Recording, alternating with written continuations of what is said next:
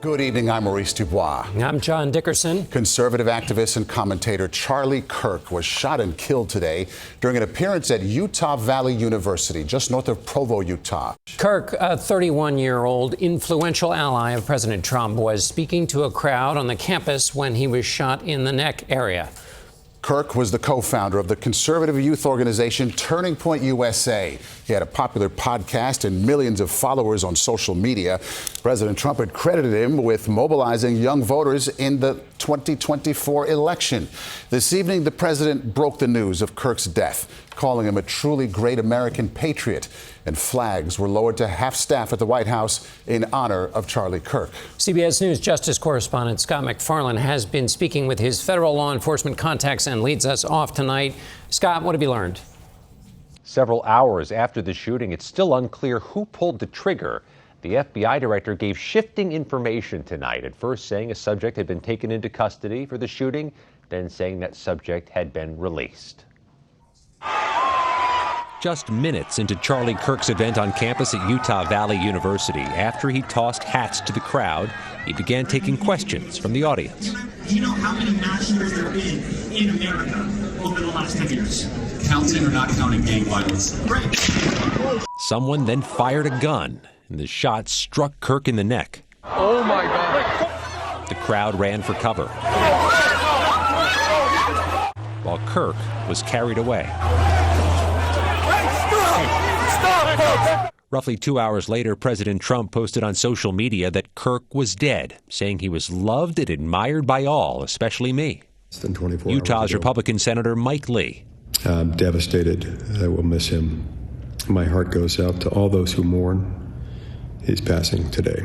Reporter Brian Schnee is with our CBS affiliate KUTV in Salt Lake City. He spoke to Eyewitnesses. We finally got up and followed the crowd, and I just kept holding her. I don't even have my shoes on. I left my keys, and everyone's just, scared. It's traumatizing. It scares. I don't even want to go to school tomorrow. A student I spoke to said they were there to exchange ideas and get a better understanding of the dialogue in today's country. But all of that shattered as soon as Charlie Kirk was shot.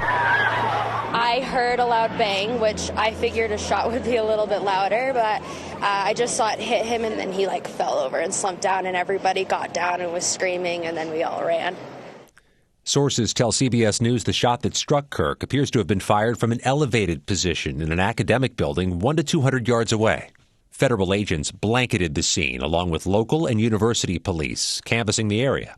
Kirk spoke last week on his podcast with Senator Lee about the tense atmosphere at the university ahead of his appearance.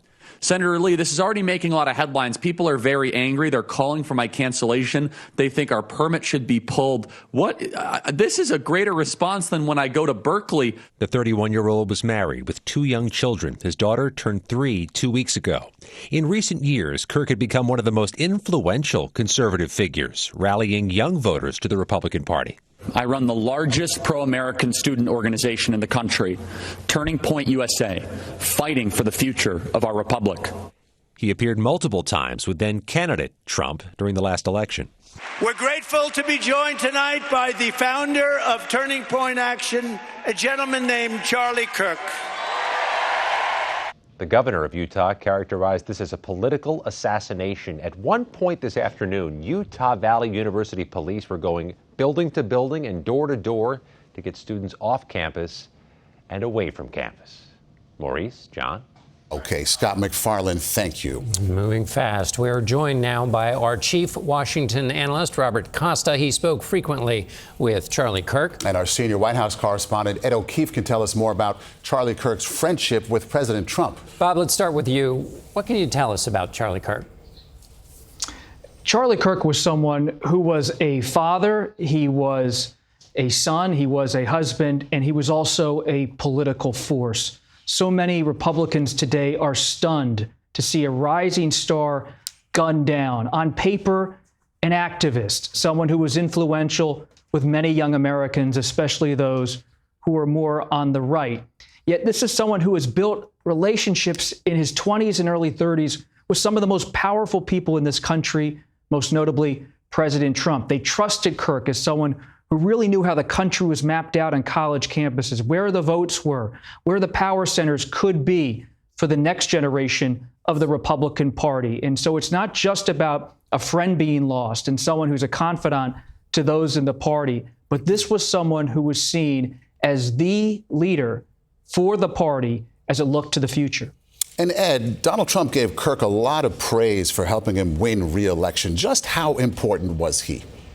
Oh, incredibly important to the Trump re-election. Among other things, he was among those pushing now President Trump to pick J.D. Vance as his running mate, arguing that he would help reflect the next generation of the MAGA movement should he run for president himself one day. Very close with Donald Trump Jr., went with him to Greenland earlier this year when that was an issue for the White House, and is someone who during the presidential transition was meeting on a regular basis with President-elect Trump to pick cabinet secretaries and other senior government officials, in essence saying to him, pick this person for that job, send this other person to this other agency, and then making sure that Republican senators would provide the votes necessary to get them confirmed and put pressure on a handful of Republican lawmakers who raised concerns about some of those picks.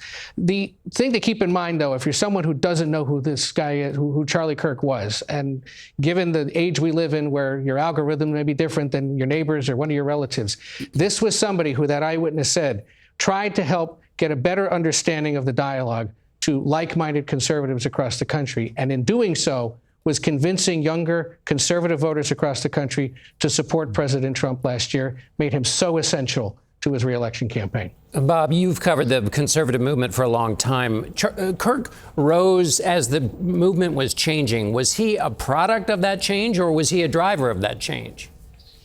John, he was certainly a driver of that change. This is someone who you see in Charlie Kirk, someone who saw Mitt Romney's defeat in 2012, and he was able to say, yes, maybe the traditional Republican Party was moving in that direction, but he was open to new arguments, open to nationalism, to populism, to the rise of then businessman Donald Trump in 2016. And he saw an opportunity for the Republican Party to go in a new direction. And that's why he was able to build a bond with Tucker Carlson, with Donald Trump Jr., and with President Trump. But it's notable that Charlie Kirk was not just one of so many conservative activists, John.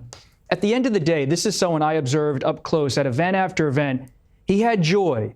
You may disagree with Charlie Kirk's political views. You may march in the streets against them. You may be a major supporter of his and count him as an ally. At the end of the day, whether it's California Governor Gavin Newsom or others, they saw him as someone who was a real competent conservative and worthy of the arena he was in. Robert Costa and Ed O'Keefe in Washington for us. Thank you both. We mentioned Charlie Kirk's work with his conservative youth organization, Turning Point USA. Kris Van Cleave is outside Turning Point headquarters in Phoenix.